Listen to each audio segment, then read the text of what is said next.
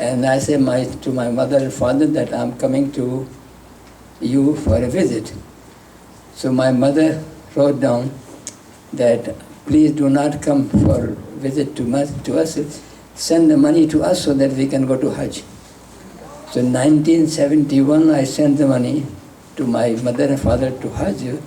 In 1980 I got a job in Jeddah and my house was at the Makkah Road, and I stayed there for 11 years, so I could perform Hajj any number of times and performed Umrah any number of times. Then I came back to my house in 1991, and Yasir got a fellowship in the University of Medina, and he stayed there for 10 more years. So I had the opportunity to go to Makkah and Medina for 11 years. I can go on telling you again and again and again.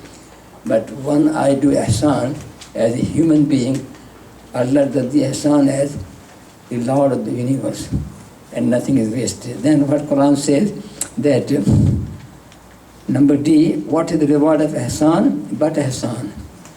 So this is something you have to take very seriously, that if you will do ihsan not as an act, as an attitude, not for one thing, but making it the principle of your life.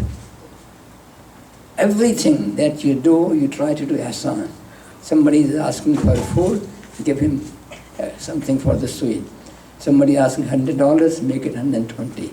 Somebody wanted a loan for 3 months, take it for 6 months. So in that way, if you will do ihsan, then what Allah will do ihsan as the Lord of the universe. So now what will happen now that if you live the life of practicing ihsan, Allah will give you blessing for 3 generations, and I am the living example, and I thank Allah. I'm not praising, I'm not saying that I did something to earn it, but what I'm saying that I have been doing these things as not actions, but as an attitude, and I'm thanking Allah that He gave me this thing. I don't think that during the last 26 years I have any complaint about any sister or brother.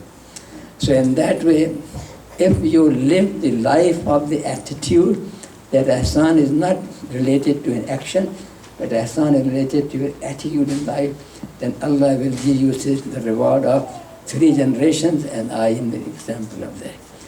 Number 6. If you will have the cause of Allah, Allah will help you and establish your foundation. This is a beautiful sentence. Allah is the creator, and as a creator, He has promised 2 basic things. That He will give you the food and He will give you the shelter. That's all. He did not promise that He will give you love. He did not promise that He will give you health. He did not promise that your wife and you will have love at the old age. I have seen many persons, the homes are like a skeleton. Wife and husband are living there but no connection at all. So in that way, and Allah did not promise that you will have the sweetness of your life from your children. But what I am saying that if you will have the cause of Allah, Allah will give you something that I make a sentence. What is the sentence? That Allah will give you the blessing that all of your desires and dreams are fulfilled, period. And all of your fear and phobias are gone. But what it means? What it means is that Allah does not want something which is redundant. Allah does not want something which is by the way. Allah does not want something that if in one I can do that. If you do something for the cause of Allah, it should have the priority in your life. 26 years has gone, this girl never had any family life. We have to come here and she had to take care of food and drink and clean and things. 26 years ago. I don't remember anything I have left any activity except coming to this class. Now, if you have this kind of dedication for Allah, that you put Allah at a place and do not replace Him, okay? And then make some sacrifice, and then make some kind of beating, take some kind of sweating. That's what Allah wants. And then if you will do that, Allah will establish your foundation. And listen to me carefully. My foundation is not the real estate that I'm living by.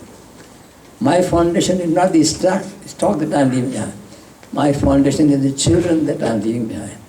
And I thank Allah that Allah gave me 2 sons. Both are Hafiz. Ubaid is a worker of Islam as an introvert. Yasser is the worker of Islam as an extrovert. And both are Hafiz. This is Allah's reward upon me. So if you want to work for the cause of Allah, then make some change in your priorities. Number 7. Who is the one who will give loan to Allah in a beautiful loan? Beautiful sentence. That Allah may multiply it many folds and will have beside the multiple rewards an honorable reward. Did you ever think something that what is the loan of Allah and what is charity? It's very important for you to understand that Allah did not, charity is a must. Allah said that you have to feed the hungry. Allah said that you have to help your neighbor. Allah said that if somebody is sick, you have to take care of that sick person. It's a need. Charity is a need. Charity is a duty. Charity is incumbent. But Allah did not say, give me the loan. Allah said, who is that who will stand up and give a loan to Allah? Have you heard this call from Allah? And what is loan to Allah? Loan to Allah is that you do something for the love of Allah, for the cause of Allah. So let me make it very simple. Charity is related to a need and loan is related to a cause. Remember that, okay? So what I'm saying that if you have not given any thought to that, then be very sure that you have to do something for the cause of Allah, for the love of Allah, for the sacrifice of Allah, for Quran, for Prophet Muhammad, for his deen. And this is what Allah is asking for. So now in that way, what Allah is saying that He will multiply it many times. So what it means? A charity has a reward from 10 to 70. And the reward of that loan is 2 and 4 and 8 and 16 and 32, multiple of that. And on top of that, Allah says, I'll give you an extra reward. Your daughter is not getting married. Your wife is not being kind to you. Your boss is giving you a hard time. And look what Allah is saying there. Who is that who will give loan to Allah in a beautiful loan? Now, a beautiful loan is something that you should be very careful. Allah does not want a stinking shoe. Allah does not want a torn shirt. Allah wants something that you give as good as worthy of Allah. The thing should be pure, the thing should be clean, and go deep into your mar pocket and take out something from your basics of the life and give it to Allah, number 1. Number 2, you have to have the right source. You have to find out the right source. And number 3, after giving the loan, you forget it. There's one incident that has been recorded by all historians, and I'm going to narrate that, okay? Zubaydah, the wife of Harun Rashid, came to perform Hajj. Then she saw that many people are dying because the water was not there. So she made a canal by her own money. And this is called the Canal of Zubaydah. And if you go to Arafat today, you can see that remnants of this. So historians say when the canal was made, she was sitting by the river Dajla, and the engineers came and started giving her a scroll. This is for this is for the labor, this is for this is for this, that's for this. And everybody gave the scroll of the expenses. So she took the expenses and she threw it in river Dajla. And she said one sentence, Taraktul Hisab fi Roman Hisab. I leave the account for the day of account. Beautiful. This is a beautiful loan. I leave the account for the day of the account, because if you will do that, then this is a loan to Allah. When you go home, ask yourself, have you ever given a loan or not? I'm going to give an example. This girl is sitting here, okay? A news came to us that the children were sleeping on the floor and a snake came and the snake bit her and she died. And then they called Tina that this happened. We said, we'll make an orphanage for you. The product was for $17,000. And when he started working it, we got $30,000. وَالَّذِينَ جَهَدُوا فِينَا لَنَهْدِيَنَّهُمْ سُبُلَنَا. So in that way, we got the orphanage make, and this is what is called the very first thing. Talk to Dina. After we are now making the second floor, and it will cost another $30,000. Now what we are going to do, something is very ideal. There's a lake by the orphanage, and we are going to buy that lake. That costs a lot of money. But when we will buy this lake will provide them enough source of income so we don't have to worry for providing the food also. Now this is known to Allah. Number 2, I have been printing Qurans in thousands, and then you know how much it costs. The Quran that I am printing is one of the best print, 440 pages. The Bible paper, the Quran is printed in Delhi. From Delhi it goes to Bombay. From Bombay it goes to New York. And from New York it came to Houston. And I paid $1.50 for each Quran. You can do that. What's wrong in that? Okay. Every year we buy food, the best dress and best present for our family members. But what about the orphans? So I and Dina will find out the places where the orphans are there. And what will happen? That the tailor will come and make a custom-made dress, and then the dress will be put in a box, and on the Eid day he will get a box and a sweet. You can do that.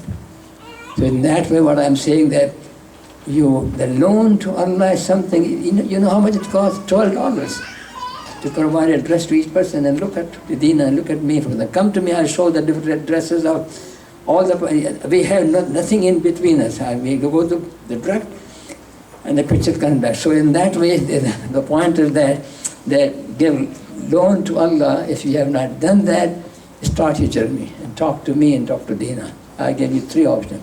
A lady came to Prophet Muhammad and she said, my mother had died, what should I do?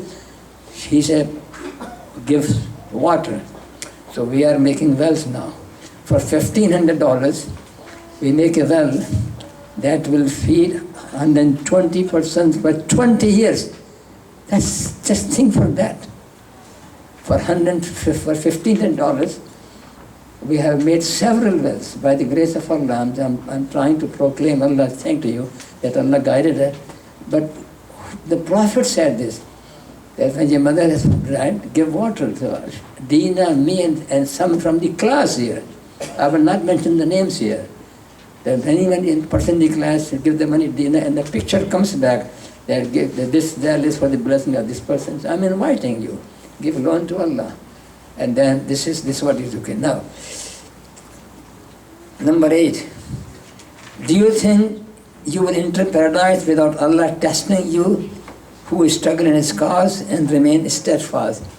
So be very, very careful that you have to have some times a sacrifice for the cause of Allah. Imam Baqi has brought a hadith here that Allah said to Jibreel, go and turn this whole locality upside down. And Jibreel told him that, oh Allah, in that locality there's a person who did not disobey you till the flip of the eyelid.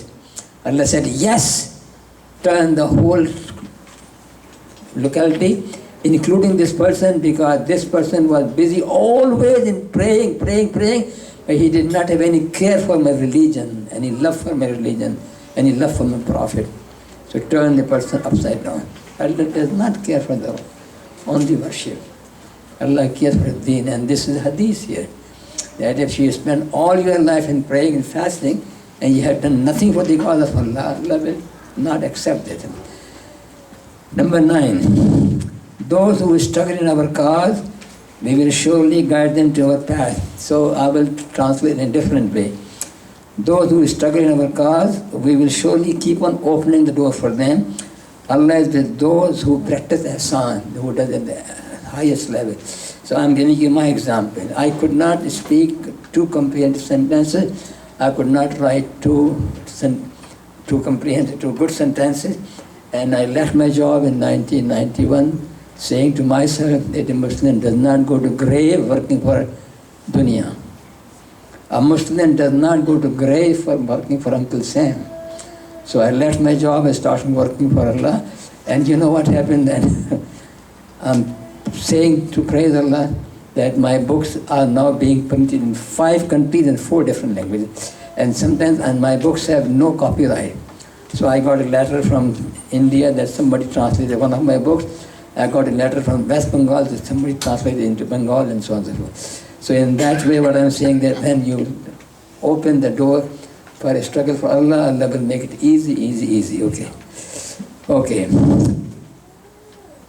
Those, number 10, and I will read and I will not explain it. Only those are believers who believe in the unity of Allah and His Prophet and never have any shade of doubt.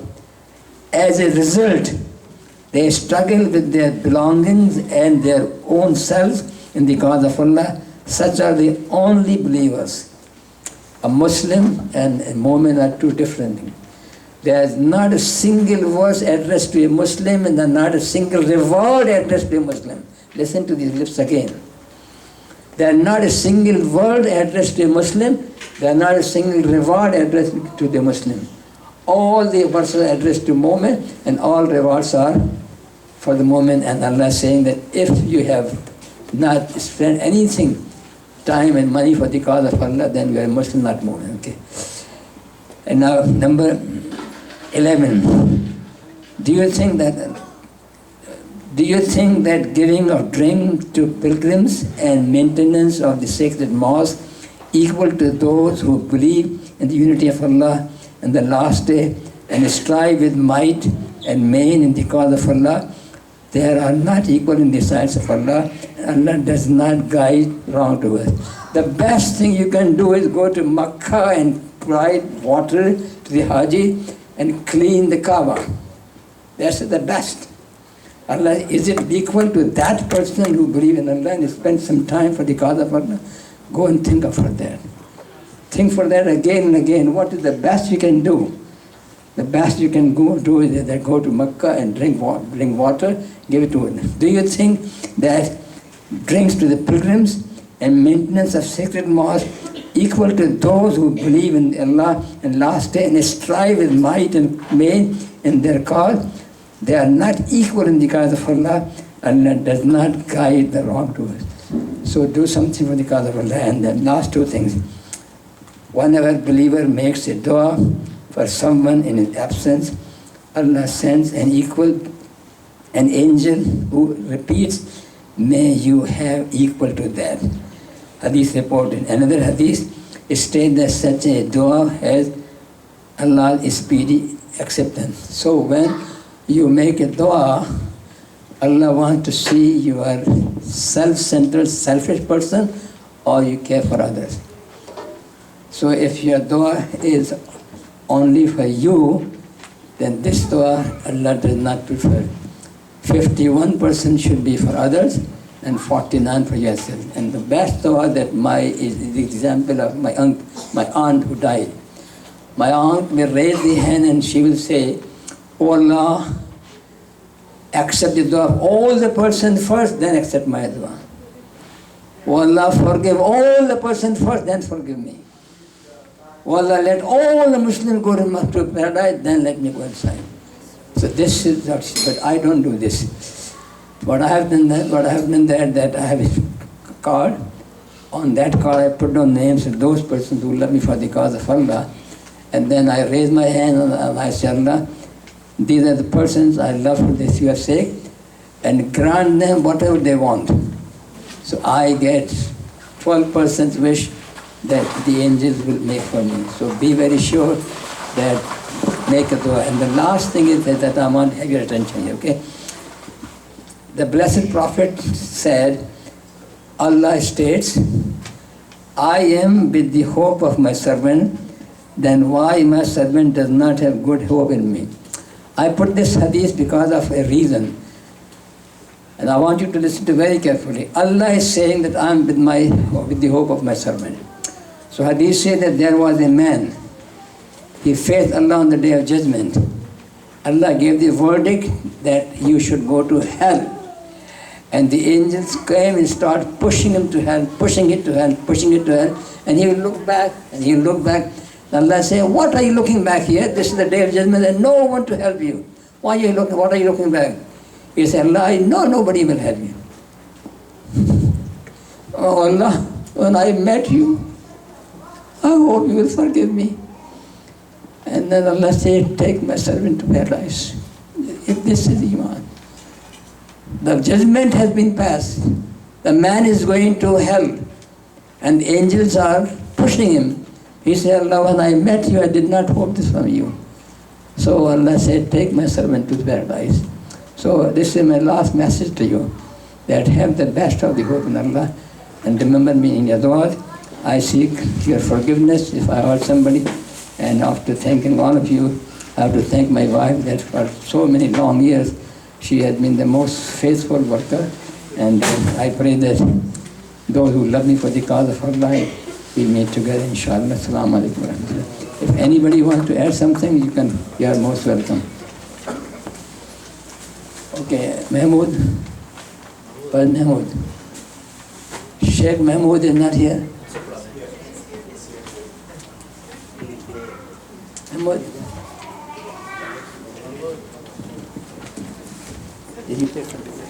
Mahmood, you want to?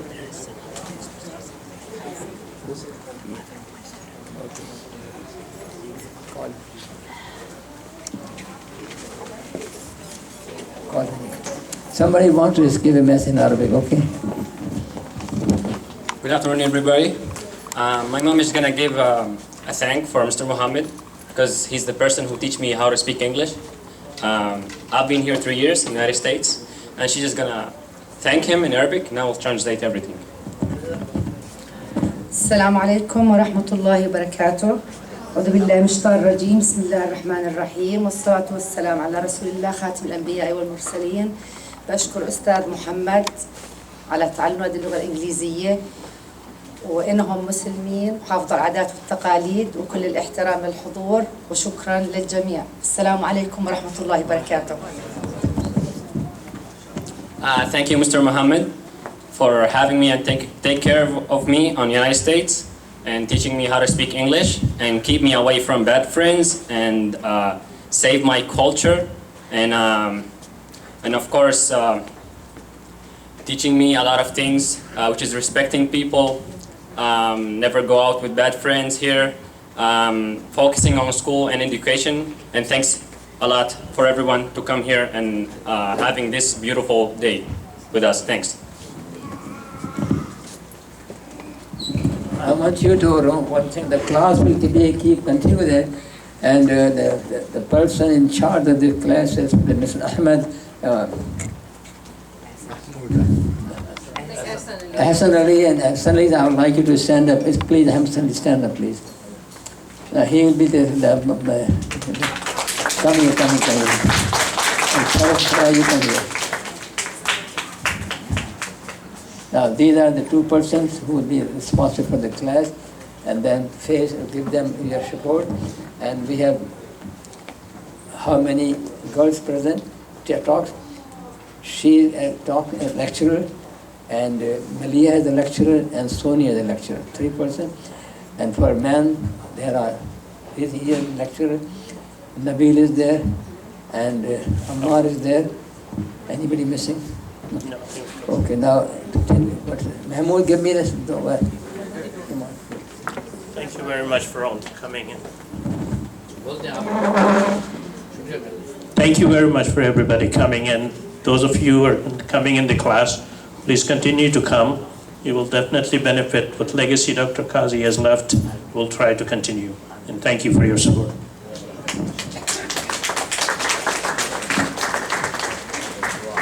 أعوذ بالله من الشيطان الرجيم. بسم الله الرحمن الرحيم.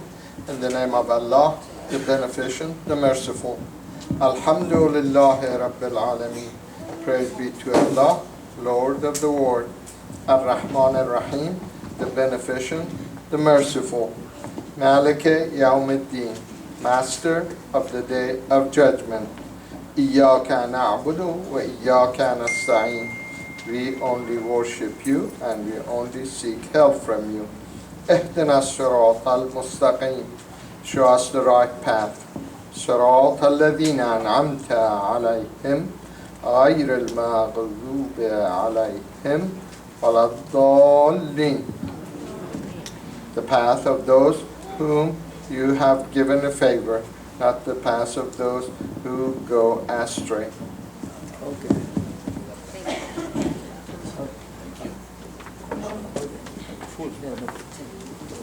Well, looks like that this concludes this part of this beautiful ceremony. Couple of things I have. If any of the ladies who got here late, Dr. Qazi has this new updated list circulating now. We do have a couple of lists, though are outdated.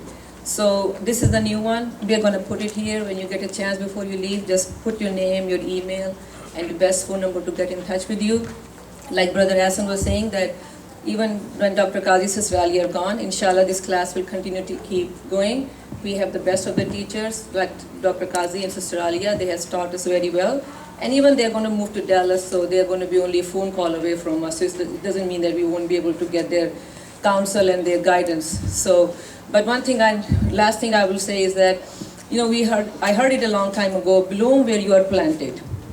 Dr. Qazi Sister Ali were planted in Houston in 70s, and they have definitely bloomed.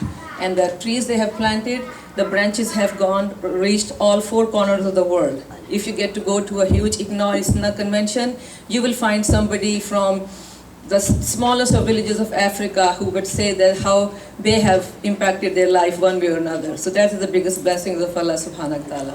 So I think now we're ready for food. So, so like I said, we have two tables, right-hand side on my right for ladies. We have some drinks, we have some food, we have some dessert. On the left-hand side is for the brothers, the food and the dessert and the drinks. If you don't find something on one table, you're more than welcome to go to the other side. Nobody's going to say anything to you. So welcome and Assalamu alaikum wa rahmatullahi wa barakatuh. Mr. Ali, आप दो word बोल दें. मैंने कहा था वो बोलने